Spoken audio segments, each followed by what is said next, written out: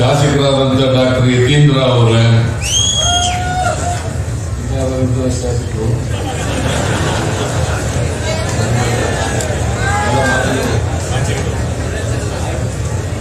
ಎರಡು ಜಿಲ್ಲೆಯ ಕಾಂಗ್ರೆಸ್ಸಿನ ಜಿಲ್ಲಾ ಅಧ್ಯಕ್ಷರುಗಳೇ, ಎಲ್ಲ ಬ್ಲಾಕ್ ಸಮಿತಿಯ ಅಧ್ಯಕ್ಷರುಗಳೇ,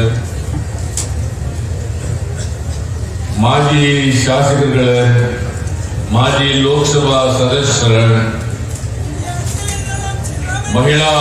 ರಾಜ್ಯ ಮಹಿಳಾ ಘಟಕದ ಅಧ್ಯಕ್ಷರಾದಂಥ ಶ್ರೀಮತಿ ಪುಷ್ಪಾ ಅಮರನಾಥ್ ಅವರ,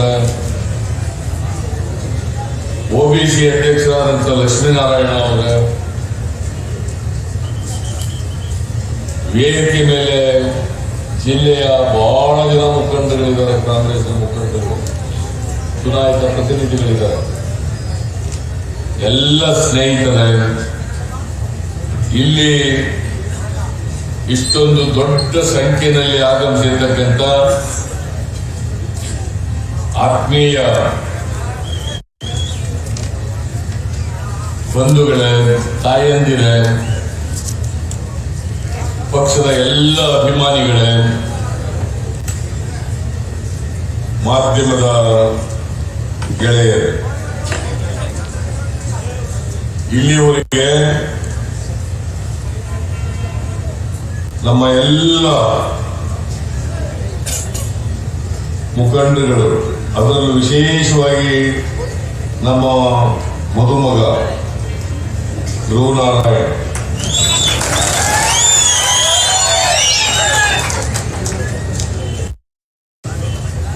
ಅವರೆಲ್ಲರೂ ಕೂಡ ನಿಮ್ಮನ್ನ ಉದ್ದೇಶಿಸಿ ಭಾಷಣ ಮಾಡಿ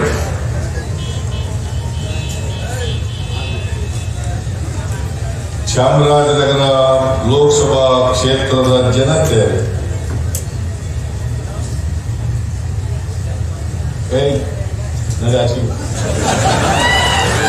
ಯಾರು ಬರಬಾರದು ಇಲ್ಲ ಭಾಷಣ ಮಾಡೋದಂತ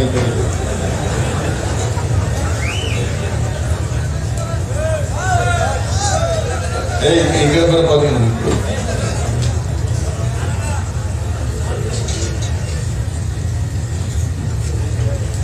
ಮತ್ತೊಮ್ಮೆ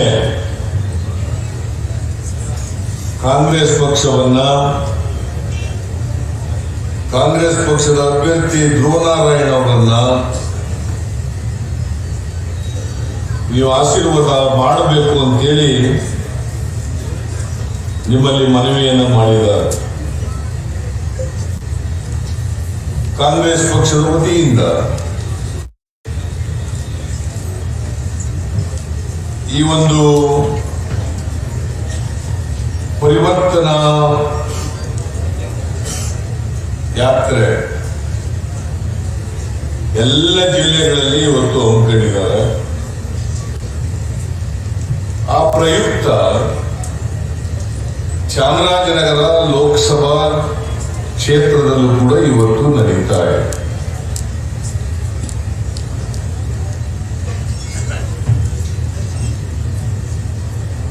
ಎರಡ್ 2014 ಲೋಕಸಭೆಗೆ ಚುನಾವಣೆ ನಡೆದಿತ್ತು. 5 ವರ್ಷಗಳು ಪೂರ್ಣ ಆಗ್ತಾ ಬಂದಿದೆ.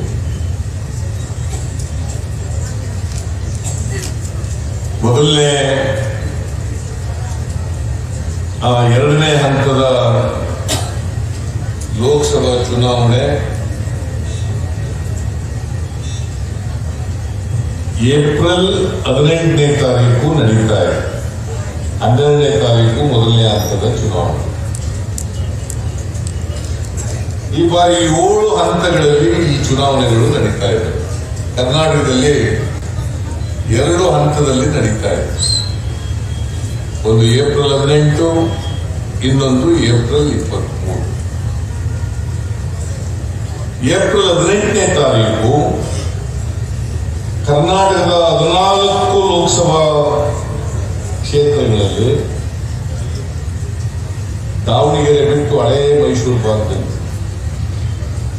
ಉಡುಪಿ, ಮಂಗಳೂರು ಸೇರ್ಕೊಂಡು 14 ಲೋಕಸಭಾ ಕ್ಷೇತ್ರಗಳಲ್ಲಿ ಮೊದಲನೇ ಹಂತದಲ್ಲಿ ನಡೀತಾ ಇದೆ. ಅದರಲ್ಲಿ ಚಾಮರಾಜನಗರ ಲೋಕಸಭೆಯೂ ಕೂಡ ಸೇರಿ. ನಾನು ಕೆಲವು ದಿನಗಳಿಂದ ಇಲ್ಲಿ ಬಂದಿದ್ದೆ ಚಾಮರಾಜನಗರಕ್ಕೆ.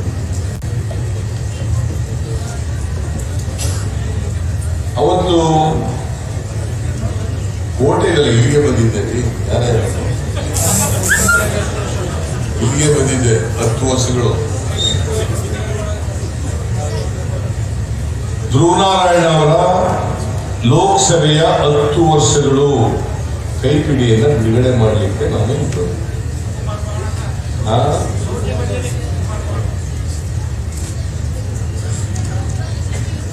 ಅವತ್ತು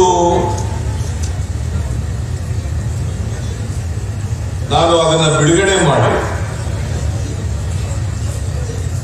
ಬಹಳ ಸುದೀರ್ಘವಾಗಿ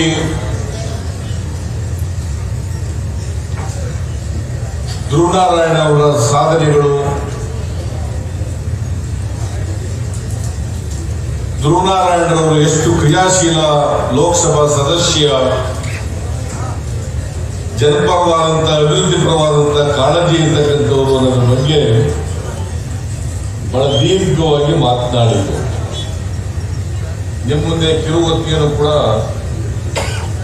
ನಿಮ್ಮ ಮುಂದೆ ಇಟ್ಟಿದ್ದಾರೆ. ಪ್ರತಿಯೊಬ್ಬ ಚುನಾಯಿತ ಪ್ರತಿನಿಧಿ, ಅದು ಲೋಕಸಭೆ ಇರಲಿ, ವಿಧಾನಸಭೆ ಇರಲಿ ಅಥವಾ ಸ್ಥಳೀಯ ಸಂಸ್ಥೆಗಳಿರಲಿ, ಜನ ಯಾರು ಅವರನ್ನು ಚುನಾಯಿಸಿರ್ತಾರೆ ಅವರಿಗೆ ಲೆಕ್ಕ ಕೊಡಬೇಕಾಗಿರ್ತಕ್ಕಂಥದ್ದು ಪ್ರತಿಯೊಬ್ಬ ಚುನಾಯಿತ ಪ್ರತಿನಿಧಿಯ ಜವಾಬ್ದಾರಿ. 5 ವರ್ಷಗಳಲ್ಲಿ ಅಥವಾ 10 ವರ್ಷಗಳಲ್ಲಿ ನಾನು ಲೋಕಸಭಾ ಸದಸ್ಯನಾಗಿ ಏನ್ ಮಾಡಿದ್ದೇನೆ,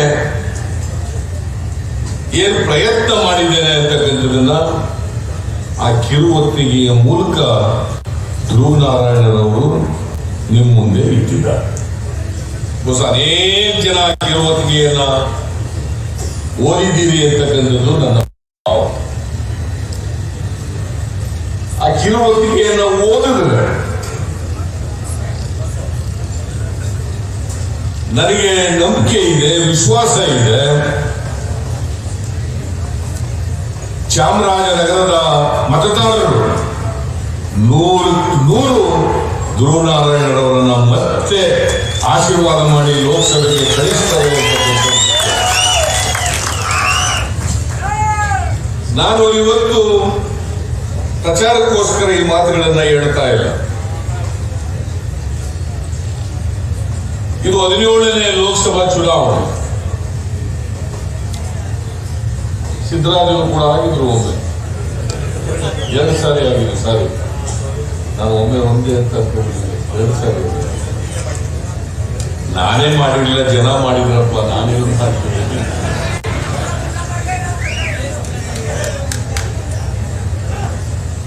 ಸಿದ್ದರಾಮಯ್ಯ ಕೂಡ 2 ಬಾರಿ ಆಗಿದೆ. ನಾನು ಸಿದ್ದರಾಮಯ್ಯ ತಪ್ಪು ತಿಳ್ಕೊಳ್ಳಲ್ಲ ಅಂತ ಹೇಳ್ತೇನೆ. ಎಷ್ಟು ಜನ ಇಲ್ಲಿವರೆಗೆ ಲೋಕಸಭಾ ಸದಸ್ಯರಾಗಿದ್ರು, ಅಭಿವೃದ್ಧಿ ಮಾಡಿರ್ತಕ್ಕಂಥದ್ರಲ್ಲಿ ಧ್ರುವನಾರಾಯಣರವರು ಮೊದಲನೇ ಸ್ಥಾನದಲ್ಲಿ ನಿಲ್ತಾರೆ ಅಂತ ಹೇಳಿದ್ರೆ ಅದು ಅತಿಶಯೋಕ್ತಿ ಆಗಲಾರದು. ಬಹಳ ಜನ ಬಂದು ಹೋಗಿದ್ದಾರೆ, 4 ಸಾರಿ 5 ಸಾರಿ ಆಗಿರೋರು ಇದ್ದಾರೆ.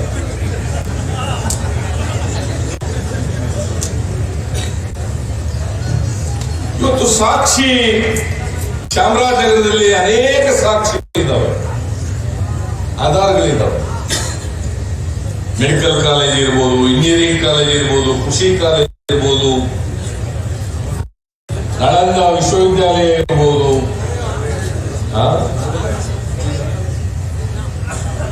ಆಶ್ರಮ ಶಾಲೆಗಳಿರ್ಬೋದು, ಮೊರಾರ್ಜಿ ದೇಸಾಯಿ ಶಾಲೆ ಇರ್ಬೋದು, ಏಕಲವ್ಯ ಶಾಲೆಗಳಿರ್ಬೋದು, ಇಂಥ ಅನೇಕ ಅಭಿವೃದ್ಧಿಗಳನ್ನ ಇವತ್ತು ಚಾಮರಾಜನಗರಕ್ಕೆ ಧ್ರುವನಾರಾಯಣರವರು ಕೇಂದ್ರದಿಂದ ತಂದಿದ್ದಾರೆ, ರಾಜ್ಯದಿಂದ ಕೂಡ ತಂದಿದ್ದಾರೆ. ಅಫ್ಕೋರ್ಸ್ ನಾವು ಕೂಡ 5 ವರ್ಷ ಧ್ರುವನಾರಾಯಣ ಏನೇನು ಹೇಳ್ತಾರೆ ಎಲ್ಲರೂ ಮಾಡ್ಕೊಂಡಿದ್ದೀವಿ. ಮಾದೇವ ಪ್ರಸಾದ್ ಏನೇನು ಹೇಳಿದ್ರು ಎಲ್ಲರೂ ಮಾಡಿದ್ದೀವಿ.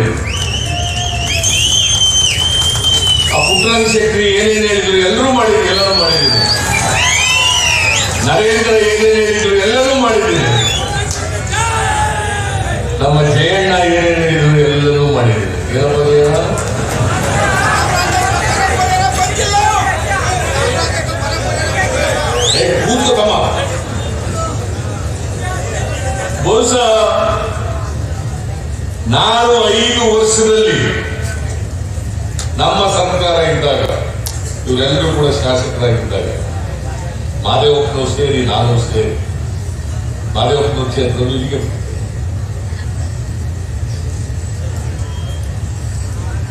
ಪ್ರತಿ ಕ್ಷೇತ್ರಕ್ಕೆ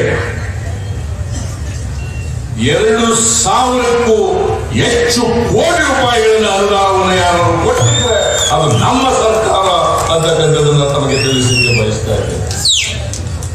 ನಾನು ಇದನ್ನು ಚರ್ಚೆ ಮಾಡಲಿಕ್ಕೆ ತಯಾರಾಗಿದ್ದೇನೆ. ಯಾವುದೇ ವೇದಿಕೆ ಬಿಜೆಪಿಯವರ ಬರಲಿ ಚರ್ಚೆಗೆ. ನಾನು ಅನೇಕ ಸಾರಿ ಯಡಿಯೂರಪ್ಪನವರು ಕರೆದಿದ್ದೀನಿ ಚರ್ಚೆಗೆ, ನರೇಂದ್ರ ಮೋದಿ ಅವರಿಗೆ ಕರೆದಿದ್ದೀನಿ, ಬರೀ ಒಂದೇ ವೇದಿಕೆ ಚರ್ಚೆ.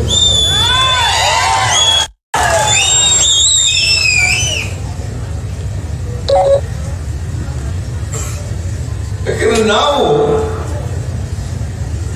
ಮಾಡಿದನ್ನು ಮಾತ್ರ ಹೇಳ್ತೇವೆ, ಸಾಧನೆ ಮಾಡಿದ್ರೆ ಮಾತ್ರ ಹೇಳ್ತೇವೆ. ಒಂದೇ ಒಂದು ನಾವು ಮಾಡದೇ ಇರ್ತಕ್ಕಂಥ ಕೆಲಸವನ್ನ ಹೇಳಲ್ಲ, ಅಭಿವೃದ್ಧಿ ಮಾಡದೇ ಇರ್ತಕ್ಕಂಥ ಒಂದೇ ಒಂದು ಕೆಲಸ ಹೇಳಲ್ಲ. ಈಗ 165 ಭರವಸೆಗಳನ್ನು ಕೊಟ್ಟಿದ್ದ ನಮ್ಮ ಸರ್ಕಾರ ನಮ್ಮ ಪ್ರಣಾಳಿಕೆ ಮೂಲಕ. ಇವತ್ತು ಯಾವುದಾದ್ರೂ ಸರ್ಕಾರ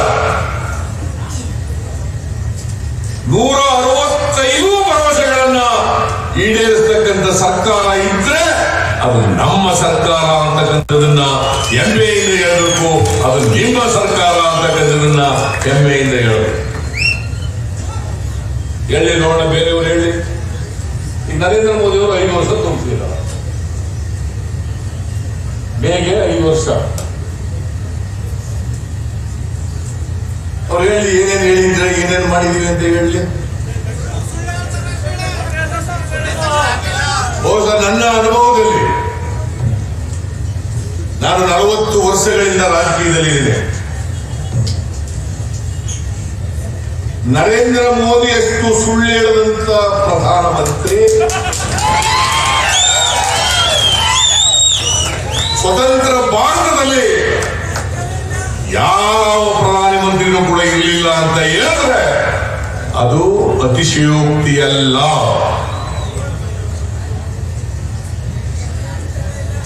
ಇದು ಒಂದ್ ಕಡೆ ಸುಳ್ಳು, ಇನ್ನೊಂದ್ ಕಡೆ ಭಾವನಾತ್ಮಕವಾದಂತ ವಿಚಾರಗಳನ್ನ ಜನರಲ್ಲಿ ಬಿತ್ತಿ ಚೆಲ್ಲಿಸಿ ಸಮಾಜವನ್ನ ಒಡಿತಕ್ಕಂಥ ಕೆಲಸ, ಅಭಿವೃದ್ಧಿ ಬಗ್ಗೆ ಚರ್ಚೆ ಮಾಡಲ್ಲ ಯಾವತ್ತೂ ಕೂಡ.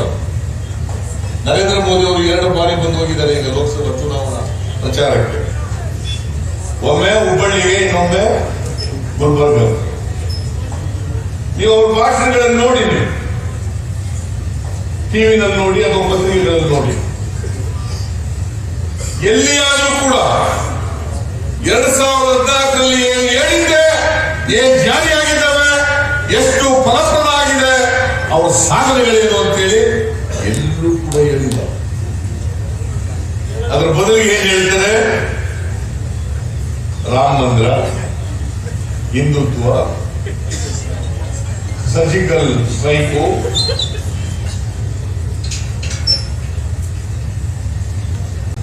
ಈ ವಿಚಾರಗಳಿಗೆ ಹೆಚ್ಚು ಒತ್ತು ಕೊಡ್ತಾರೆ. ನಾವು ರಾಮನ ಕಟ್ಟಲಿಕ್ಕೆ ವಿರೋಧ ಇಲ್ಲ. ಈ ನನ್ನ ಹೆಸರು ರಾಮ ಅಲ್ವಾ, ನಾನೇ ವಿರೋಧ ಮಾಡಲಿ? ನನ್ನ ಹೆಸರು ಸಿದ್ದರಾಮಯ್ಯ.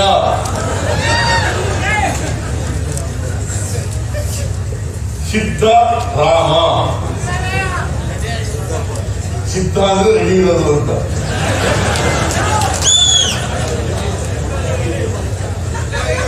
ರಾಮ ಮಂದಿರ ವಿರೋಧ ಇಲ್ಲ. ಇವರು ಬಾಬ್ರಿ ಮಸೀದಿ ಧ್ವಂಸ ಮಾಡಿ ರಾಮ ಮಂದಿರ ಕಟ್ತೀವಿ ಅಂತ ಹೊರಟದ್ದು ಯಾವಾಗ? ಡಿಸೆಂಬರ್ 6, 1992. ಎಷ್ಟು ವರ್ಷಗಳಾಯ್ತು? 27 ವರ್ಷ.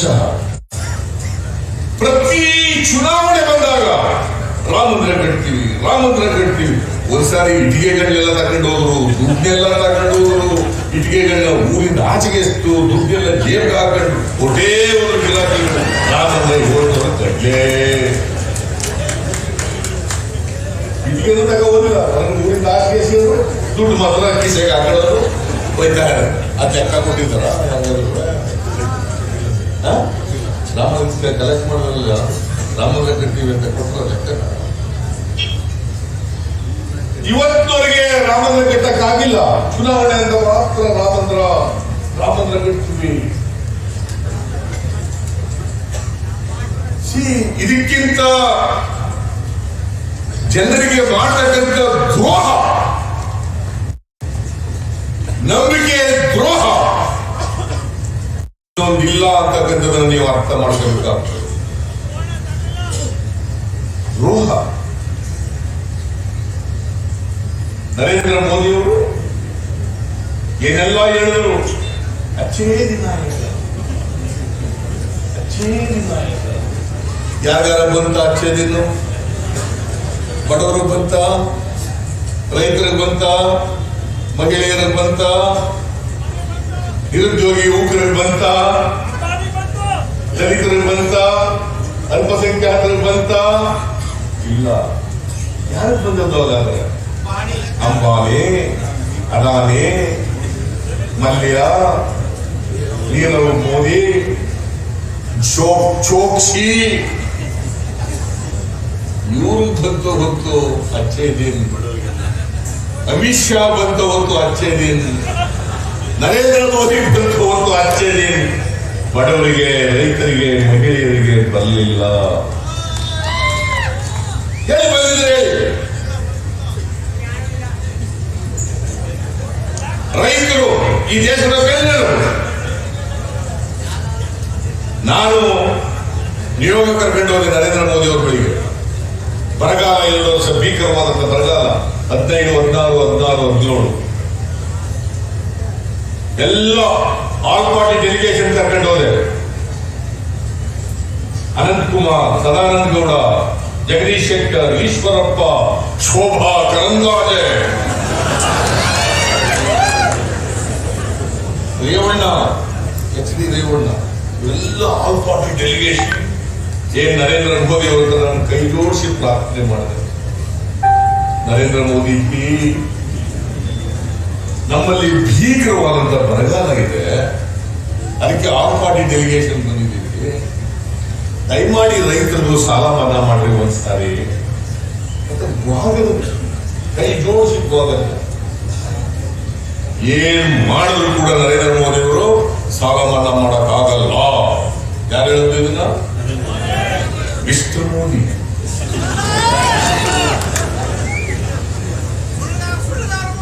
ಆಯ್ತಾ? ನಾನು ಹೋಗ್ಲಿ, ನನ್ನ ಜೊತೆ ಬಂದಿರಲ್ಲ ಈ ಶೋಭಾ, ಜಗದೀಶ್ ಶೆಟ್ಟರು, ಈಶ್ವರಪ್ಪ ಅವರೆಲ್ಲ. ನೀವಾದ್ರು ಹೇಳ್ರಿ ಸ್ವಲ್ಪ, ಒಪ್ಪಿಸ್ರಿ ಅವ್ರನ್ನ ಅಂತಂದ್ರೆ. ಈ ಗಿರಾಕಿಗಳು ಬಂದವರು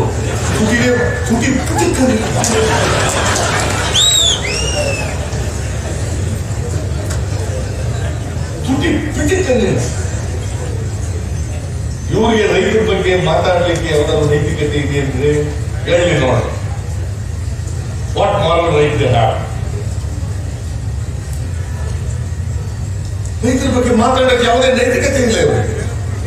ಇದೇ ಯಡಿಯೂರಪ್ಪ, ನಾನು ಯಡಿಯೂರಪ್ಪನ ಮಾತಾಡಿದ್ರೆ ಟೀಕೆ ಮಾತಾಡಿದ್ರೆ ಟೀಕೆ. ಇದು ಹೇಳ್ಬೇಕ ಬೇಡ?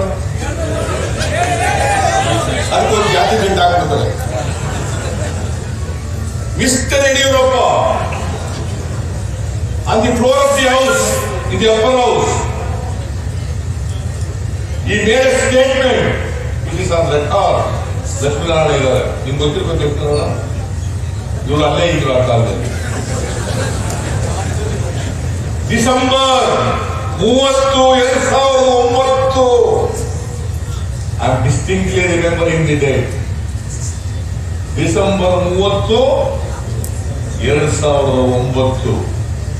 ಇವತ್ತು ಕೂಡ ರೆಕಾರ್ಡ್ ನಲ್ಲಿದೆ ಅವ್ರ ಸ್ಟೇಟ್ಮೆಂಟ್. ಯಡಿಯೂರಪ್ಪ ಏನ್ ಹೇಳ್ತಾರೆ ಗೊತ್ತಾ? ನಮ್ಮ ಉಗ್ರಪ್ಪ ಸಾಲ ಮನ್ನಾ ಮಾಡಿ ಅಂತೇಳಿ ಒತ್ತಾಯ ಮಾಡಿದ್ರೆ ನೋಟ್ ಪ್ರಿಂಟ್ ಮಾಡೋ ಮಿಷಿನ್ ಇಲ್ಲ ನಮ್ಮ ಸರ್ಕಾರದಲ್ಲಿ, ಆದ್ರಿಂದ ಸಾಲ ಮನ್ನಾ ಮಾಡಕ್ ಆಗಲ್ಲ. ಎಲ್ಲಿಂದ ತರಲಿ ದುಡ್ಡು? ಮಿಸ್ಟರ್ ಯಡಿಯೂರಪ್ಪ, ಈಗ ಸಾಲ ಮನ್ನಾ ಮಾಡುವಂತಿಲ್ಲ, ನಿಮ್ಗೆ ಯಾವುದೇ ರಚಿದೆ ನಿಮ್ಗೆ ಹೇಳಿಲ್ವ? ಹೇಳ್ಬೇಕು ಮೇಡಮ್. ಇದೇ ಯಡಿಯೂರಪ್ಪ ನಾನು ಹೇಳಿದ್ದೆ ನರೇಂದ್ರ ಮೋದಿ ಅವರಿಗೆ, ನರೇಂದ್ರ ಮೋದಿ ಅವರೇ ನಾನು ಸೊಸೈಟಿ ಸಾಲ ಮನ್ನಾ ಮಾಡ್ತೀನಿ, ನೀವು ನ್ಯಾಷನಲೈಸ್ ಬ್ಯಾಂಕ್ ಸಾಲ ಮನ್ನಾ ಮಾಡ್ರಿ, ರೈತರು ಉಳಿಸೋಣ. ಕರ್ನಾಟಕದಲ್ಲಿ ಜಪ್ಪಯ್ಯ ಆದರೂ ಒಪ್ಪಲಿಲ್ಲ. ನಾನು ಕೊಟ್ಟ ಮಾತಿನಂತೆ ಬೆಂಗಳೂರು ಬಂದು ಅಸೆಂಬ್ಲಿನಲ್ಲಿ ಅನೌನ್ಸ್ ಮಾಡಿ 8,165 ಕೋಟಿ 50,000 ರೂಪಾಯಿವರೆಗೆ 22,27,000 ಕುಟುಂಬಗಳಿಗೆ ಸಾಲ ಮನ್ನಾ ಮಾಡುತ್ತಾ ಇಲ್ಲ. ನಾನು ಇದನ್ನ ಮಾತು ಕೊಟ್ಟಿದ್ದೆ ಮಾಡಿದೆ. ಅದೇ ನರೇಂದ್ರ ಮೋದಿ ಅವರು ರೈತರಿಗೆ ಅವರ ಆದಾಯ ದುಪ್ಪಟಗೊಳಿಸ್ತೀನಿ, ವ್ಯವಸಾಯಕ್ಕೆ ಎಷ್ಟು ಖರ್ಚಾಗ್ತದೆ ಸ್ವಾಮಿನಾಥನ್ ರಿಪೋರ್ಟ್ ಆಧಾರದ ಮೇಲೆ ₹100 ಖರ್ಚಾದ್ರೆ ₹150 MSP ಕೊಡ್ತೀನಿ ಅಂತ ಹೇಳಿದ್ರು. ಎಷ್ಟು? ₹150. ಭತ್ತಕ್ಕೆ ₹1,000 ಇದ್ರೆ ₹1,000 ಕೊಡ್ತೀನಿ, ₹2,000 ಇದ್ರೆ ₹3,000 ಕೊಡ್ತೀನಿ. ಯಾರತ್ತೋ ಇದನ್ನ ಎಷ್ಟು ನರೇಂದ್ರ ಕೊಟ್ರ ರೈತರಿಗೆ? ಮತ್ತೇನ್ ಮಾಡಿದ್ರಿ ರೈತರಿಗೆ ನರೇಂದ್ರ ಮೋದಿ ಅವರು? ಏನ್ ಮಾಡಿದ್ರಿ ನೀವು? ರೈತರು ಓಟ್ ಹಾಕ್ಬೇಕು ಅವ್ರಿಗೆ.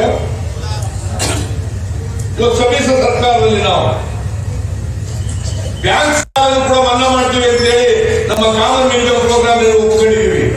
ಅದರಂತೆ 36,000 ಕೋಟಿ ಬ್ಯಾಂಕ್ ಸಾಲನ್ನು ಕೂಡ ಮನ್ನಾ ಮಾಡ್ತಾ ಇದೆ. ನಮ್ಮವರು ಕೂಡ 80 ಜನ MLA-ಗಳಿದ್ದಾರೆ, 22 ಜನ ಮಿನಿಸ್ಟರ್ಗಳಿದ್ದಾರೆ.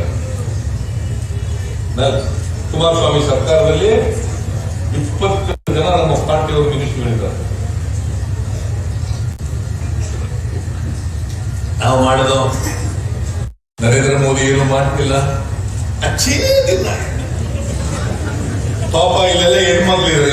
ಏನಮ್ಮ ತಾಯಿ, ಸಿಲಿಂಡರ್ ಬೆಲೆ 2014ರಲ್ಲಿ ಗ್ಯಾಸ್ ₹450 ಇತ್ತು, ಇವತ್ತು ₹1,000. ಎಷ್ಟು? ನೀವೆಲ್ಲ ಹೆಣ್ಮಕ್ಳು ತಯಾರಾಗಿದ್ದಾರೆ ಕೊಡಕ್ಕೆ? ತಯಾರಾಗಿಸ್ತೀನಮ್ಮ. ₹1,000 ಒಂದು ಗ್ಯಾಸ್ ಸಿಲಿಂಡರ್ ಬೆಲೆ ₹1,000. ₹450 ₹1,000 ಆದಂತೆ ಅಚ್ಚೇ ದಿನ ಅಂತ ಅನ್ನೋದಾದ್ರೆ ಅನ್ಕೊಳ್ಳಿ, ನಮ್ಗೆ ತಕರಾರಿಲ್ಲ, ನಮ್ದೇನ್ ತಕರಾರಿಲ್ಲ. ಅಚ್ಚೇ ದಿನ ಈಗ ಪೆಟ್ರೋಲ್ ಬೆಲೆ, ಡೀಸೆಲ್ ಬೆಲೆ ಅವತ್ತು UPA ಸರ್ಕಾರ ಇದ್ದಾಗ ಒಂದು ಬ್ಯಾರೆಲ್ ಕ್ರೂಡ್ ಆಯಿಲ್ ಬೆಲೆ $110 ಇತ್ತು. ಎಷ್ಟು? $110. ಇವತ್ತು ಸುಮಾರು $70 ಇದೆ. ಪೆಟ್ರೋಲ್ ಬೆಲೆ, ಡೀಸೆಲ್ ಬೆಲೆ ಕಮ್ಮಿ ಆಗ್ತದೆ. 110ರಿಂದ $70 ಹೇಳಿದ್ರೆ ಕಮ್ಮಿ ಆಗ್ತದೆ. ಯಾಕೆ ಕಮ್ಮಿ ಮಾಡಿದ್ದಾರೆ? ಹೆಚ್ಚಾಗುತ್ತೆ ಈಗ ಪೆಟ್ರೋಲ್ ಡೀಸೆಲ್ ಹೆಚ್ಚಾಗುತ್ತೆ. ಈಗ ಲಕ್ಷಾಂತರ ಕೋಟಿ ಇದರಿಂದ ಉಳಿತಾಯ ಆಗಿದೆ. ಅವರು ಎಲ್ಲೋಯ್ತು ಈ ದುಡ್ಡು? ನರೇಂದ್ರ ಮೋದಿ ಅವರು ಕೊಟ್ಟರೆ ಲೆಕ್ಕನ 5 ವರ್ಷದಲ್ಲಿ 10 ಕೋಟಿ ಹುದ್ದೆಗಳನ್ನ ಸೃಷ್ಟಿ ಮಾಡ್ತೇನೆ. 10 ಕೋಟಿ. ನನ್ನ ಪ್ರಕಾರ ಅವರು ಸೃಷ್ಟಿ ಮಾಡಿರೋದು 27 ಲಕ್ಷ. ಒಂದ್ ಕಡೆ ಆದ್ರೆ ಸಣ್ಣ ಕೈಗಾರಿಕೆಗಳು, ಗುಡಿ ಕೈಗಾರಿಕೆಗಳಲ್ಲಿ 1.80 ಉದ್ಯೋಗಗಳು ಮನಗೊಟ್ಟು ಕೆಲಸ ಮಾಡ್ತಾರೆ. 1,80,00,000.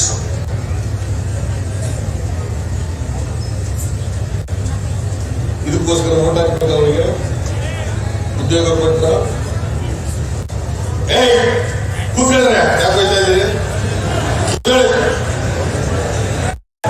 ಕೂತ್ಕೊಳ್ಳಿ, ನಾವು ಊಟ ಮಾಡಿಲ್ಲ, ಕೂತ್ಕೊಳ್ಳಿ.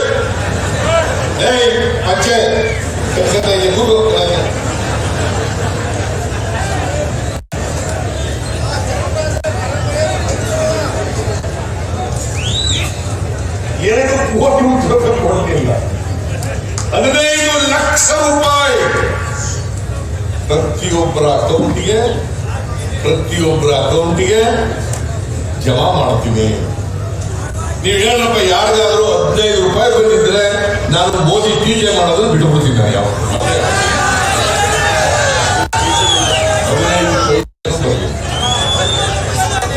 15 ಪೈಸೆ ಬಂದಿದೆ. ನಾವು ನುಡಿದಂತೆ ನರೇಂದ್ರ ಮೋದಿ ಅವರು ನುಡಿದಂತೆ ನಡೀಲ್ಲ.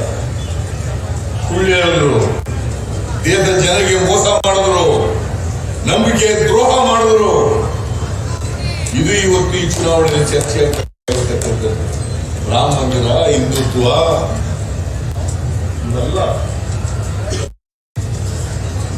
ಮನೆ ಕಟ್ಟಬೇಕು, ಹೊಟ್ಟೆಗೆ ಅನ್ನ ಕೊಡಬೇಕು, ನಿರುದ್ಯೋಗಿಗಳ ಕೆಲಸ ಕೊಡಬೇಕು. ಅದು ಮುಖ್ಯ. ಹೊತ್ತು ನಾವು ಹಿಂದುತ್ವ ಮಾಡ್ತೀವಿ. ನಾನೇ ಹಿಂದೂ ಅಲ್ವಾ? ನೀವೆಲ್ಲ ಹಿಂದೂಗಳಲ್ಲಿ ಕೂತಿರೋರೆಲ್ಲ ಹಿಂದೂಗಳಲ್ವಾ? ನಾವೆಲ್ಲ ಭಾರತೀಯರಲ್ವಾ?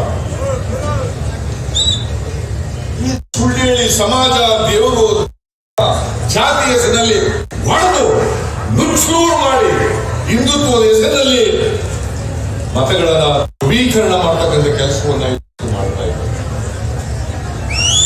ಈಗ ನೋಡಿ, ಸರ್ಜಿಕಲ್ ಸ್ಟ್ರೈಕ್ ಆಯಿತು ಪುಲ್ವಾಮ. ನಮ್ಮ ಯೋಧರು 14 ಜನ ಸತ್ತರು. ಹಿಂದೆ ಕಾಂಗ್ರೆಸ್ ಕಾಲದಲ್ಲಿ 12 ಸರ್ಜಿಕಲ್ ಸ್ಟ್ರೈಕ್ ಆಗ್ತದೆ. ಕಾಂಗ್ರೆಸ್ ಆಡಳಿತ ಇದ್ದಾಗ 12. ಇವತ್ತು ನಮ್ಮ ಬಾಂಗ್ಲಾದೇಶ ಲಿಬರೇಟ್ ಆಯ್ತಲ್ಲ, ನಾವು ಮಾಡಿದವರು ಯಾರು? ಇಂದಿರಾ ಗಾಂಧಿ. ಪಾಕಿಸ್ತಾನದವ್ರನ್ನ ಸೋಲಿಸಿದವರು ಶ್ರೀಮತಿ ಇಂದಿರಾ ಗಾಂಧಿ. 1965ರಲ್ಲಿ ಪಾಕಿಸ್ತಾನದವರನ್ನ ಸೋಲಿಸಿದವರು ಕಾಂಗ್ರೆಸ್ ಸರ್ಕಾರ. ಈಗ ನಾವು ಸರ್ಜಿಕಲ್ ಸ್ಟ್ರೈಕ್ ಮಾಡಿದ್ದೀವಿ. ಪಾಪ ಏನು ಅದನ್ನೇ ಬೆಳಿಗ್ಗೆ ಸಾಯಂಕಾಲ ಸಾಮಾಜಿಕ ಜಾಲತಾಣಗಳಲ್ಲಿ ಬಿಟ್ಟಿದ್ದೆ. ಇದರಲ್ಲಿ ರಾಜಕೀಯ ಲಾಭ. ನಾನು ಹೇಳಿದೆ, ಯಾರು ಕೂಡ ಸೆಕ್ಯೂರಿಟಿ ಬಗ್ಗೆ, ನ್ಯಾಷನಲ್ ಸೆಕ್ಯೂರಿಟಿ ಬಗ್ಗೆ, ದೇಶದ ಸೆಕ್ಯೂರಿಟಿ ಬಗ್ಗೆ ರಾಜಕೀಯ ಮಾಡ್ತಕ್ಕಂಥದ್ದು ಸರಿಯಲ್ಲ. ರಾಜಕೀಯ ಲಾಭ ಮಾಡ್ಕೊಳ್ತಕ್ಕಂಥದ್ದು ಸರಿಯಲ್ಲ. ಜನರ ಮುಂದೆ ಜನರ ಸಮಸ್ಯೆಗಳನ್ನು ಪ್ರಸ್ತಾಪ ಮಾಡಬೇಕು.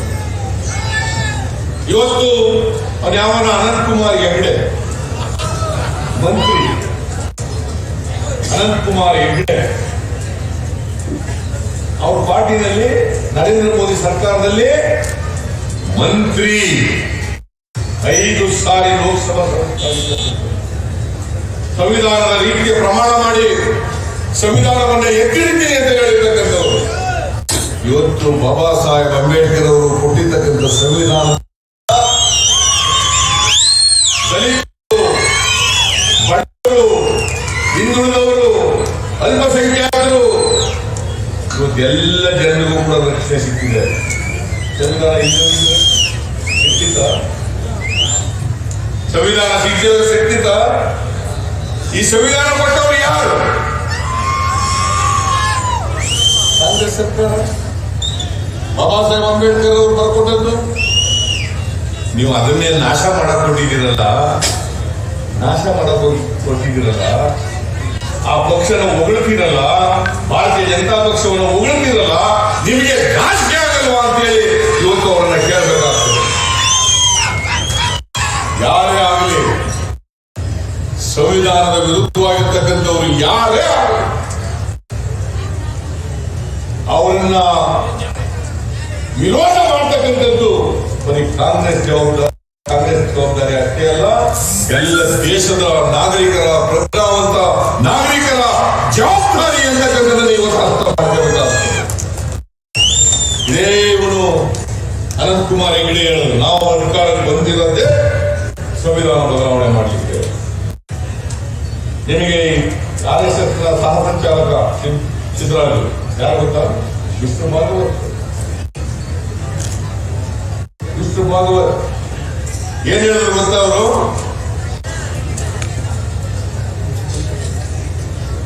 ಮೀಸಲಾತಿಯನ್ನು ರದ್ದು ಮಾಡಬೇಕು. ಯಾರು ಹೇಳದ್ದು? RSS ಸಂಚಾಲಕ ಭಾಗವತ್. RSS ಸಂಚಾಲಕ ಮೊನ್ನೆ ಒಬ್ಬ ಸುರೇಶ್ ಎಂತೆದ ಒಬ್ಬ ಸಹ ಸಂಚಾಲಕನ ಜನರಲ್ ಸೆಕ್ರೆಟರಿ ಒಬ್ಬ ಇದ್ದಾನೆ. ಸುರೇಶ್ ಮೊನ್ನೆ ನಾನು ಪತ್ರಿಕೆಯಲ್ಲಿ ಓದ್ತೇನೆ. ಅವನು ಹೇಳ್ತೇನೆ ಸಂವಿಧಾನಕ್ಕೆ ವಿರುದ್ಧವಾಗಿ ಮಾತಾಡ್ತಾರೆ. ಈ ಸಂವಿಧಾನ ಯಾಕಂತಂದ್ರೆ ಈ